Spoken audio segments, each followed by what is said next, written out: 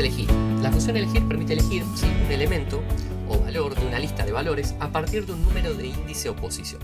Fíjense, ya con esto ya hay una función que podemos pensar que es similar. Fíjense que acá, como vamos a primero el comentario adicional que nos dice: para rangos extensos podemos utilizar la función índice para evitar tener que seleccionar cada referencia de valores de forma individual, pero siempre que el rango tenga una disposición de arriba hacia abajo, de izquierda a derecha. Ahora vamos a ver por qué.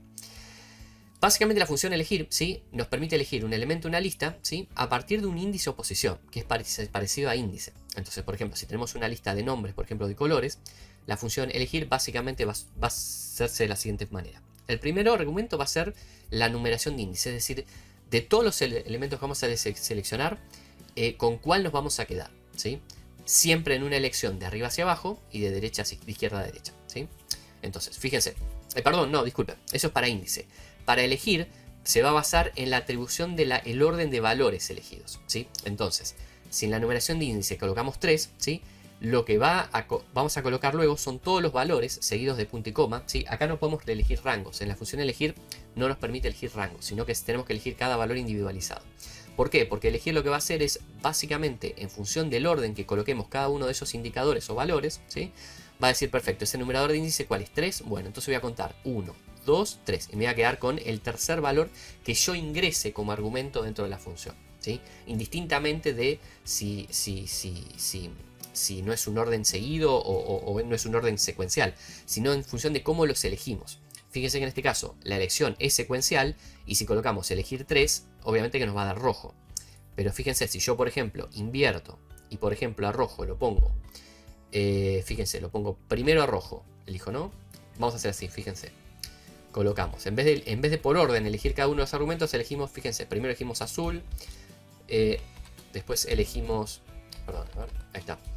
Primero elegimos azul, después elegimos rojo, después elegimos verde y después amarillo. Fíjense, en otro orden, el tercero va a ser verde. ¿Pero por qué va a ser verde? Porque es el tercero que seleccionamos, ¿sí? Ven, de 2 están en el tercer lugar de posición.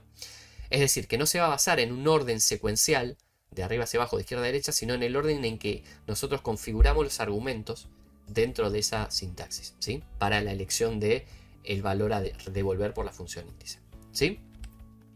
Bueno, entonces, básicamente como tip, la función elegir considerará el n valor en función del orden que definamos en sus argumentos de valores, ya que no considera rangos, ¿sí? Es lo que estamos diciendo a modo de resumen.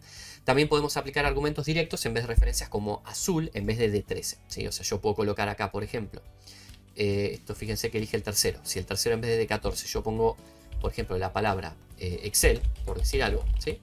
Fíjense que me va a devolver Excel, ¿sí? ¿Por qué? Porque es o la referencia o el tercer valor que yo ingrese como argumento para esa elección, ¿sí?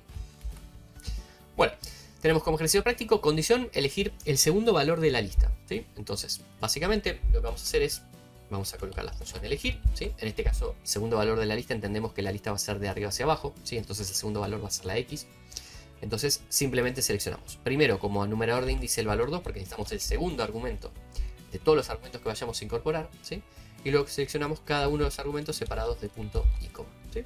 Siempre que el segundo sea el que queremos, y en este caso es la X, ¿sí? Y así tenemos la función elegir. Recuerden que con la función índice, ¿sí? Básicamente la función índice lo que hacía era obtener un valor desde una tabla, ¿sí? Basado en un número de fila o columna de dicha tabla, ¿sí?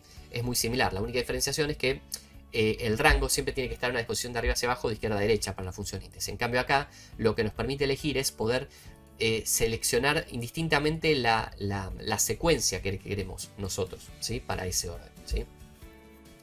Así que bueno, esa es la función elegir.